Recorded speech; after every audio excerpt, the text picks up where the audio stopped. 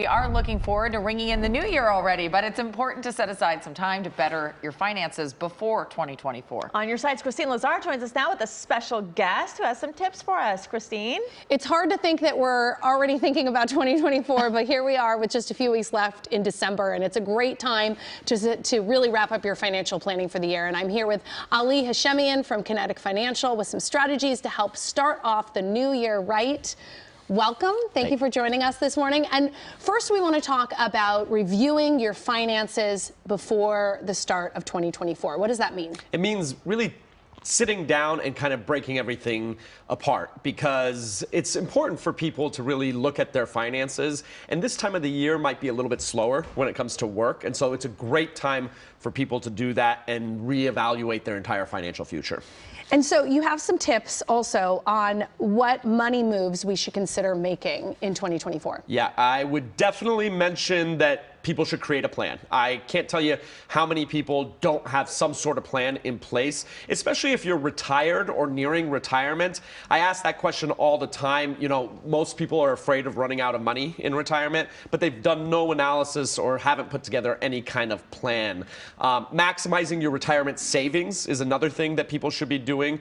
Probably the most important, especially because we're nearing the end of the year, is planning for taxes. So I always say, if you haven't looked at Roth conversions, number one, and number two, if you haven't looked at tax harvesting, those are two of the biggest things that I see people missing, and they can make a huge impact on their future. And then lastly is rebalancing your portfolio and looking at where you can be diversified. You know, it's been a long time since we've seen a market crash, and there's probably one on the horizon sometime in the near future. So this is a good time to make sure that you have all your ducks in order and you've got a diversification strategy in place.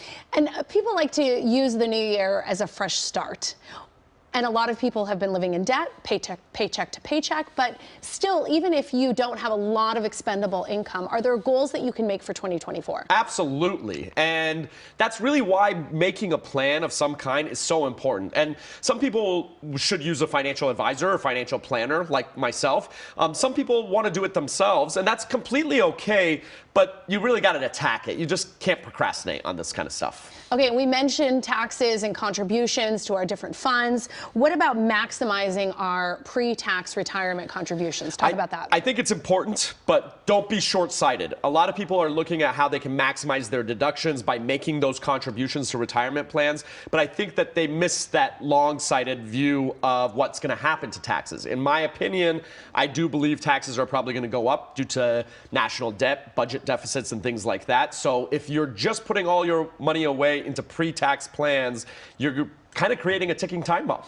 And then what about our seniors who are watching? You know, there are required withdrawals that they need to make. What do they need to do with that as we end the year? Well, those required minimum distributions, one of the things that they can look at is charitable gifting, right? There's something called a QCD, Qualified Charitable Distribution, where that RMD, required minimum distribution, doesn't have to hit your taxes.